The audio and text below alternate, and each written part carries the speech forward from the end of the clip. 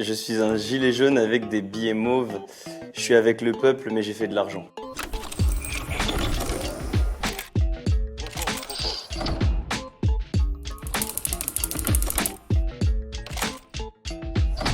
Laissez-moi tranquille, j'ai passé une sale journée. J'ai connu la vie de pauvre, je suis un gilet jaune avec des billets mauves.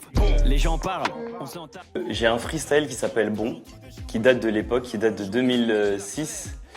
On le regardait avec toute la section d'assaut et ça m'a inspiré à revenir avec cette fameuse gimmick qui dit bon à chaque mesure. Et voilà, j'en ai fait un morceau version 2020. Du coup je m'engage à rapper pour les mariages, pour la marque dans les pauvres fêtes. Aujourd'hui personne se demande si je vais bien. On me parle que de rap, de stats ou de... C'est une sorte de déclaration. C'est pas la première fois que je fais une déclaration à ma femme en musique, mais on va dire que c'est la plus profonde celle. En plus celle-là je l'aime beaucoup parce qu'elle a des sonorités trap. Il y a moyen de turn up dessus. Ouais. Laissez-moi tranquille, j'ai passé une sale journée. Je n'ai qu'une envie, c'est d'aller me recoucher. Ne me parlez plus aujourd'hui. Non, je pense que j'ai quasiment tout dit dans Sale Journée, avec du second degré bien sûr, parce que quand on me demande quand est-ce que revient la section d'assaut, c'est agaçant sans l'être, parce que ça montre ça prouve qu'il y a encore section d'assaut dans le cœur des gens, et ça fait plaisir parce qu'on compte revenir un jour ou l'autre. Je temporise, mais je suis bloqué dans une boucle temporelle. Avec les meufs, j'ai le choix, j'ai toutes les filles que je veux, mais celles que je veux vraiment. Ouais, le harcèlement scolaire, c'est un sujet qui me préoccupe parce que j'ai un fils de 7 ans, même si je sais qu'il se laisse pas faire, ça peut arriver quand même.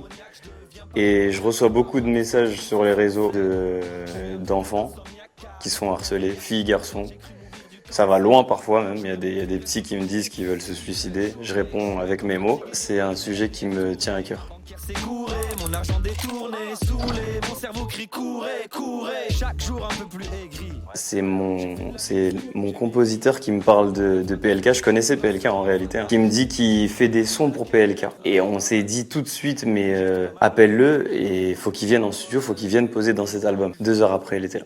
D'accord. Bon, on envoie le refrain? Ouais, vas-y, envoie le refrain. Ouais, je crois que c'est mieux qu'on envoie le... Laissez-moi tranquille, j'ai passé une sale... Les réseaux, c'est dangereux. Si tu prends le truc trop au premier degré, ben, c'est mauvais pour toi. Je pense que les réseaux, c'est très second degré. Il y a beaucoup de méchanceté. Faut pas trop faire attention.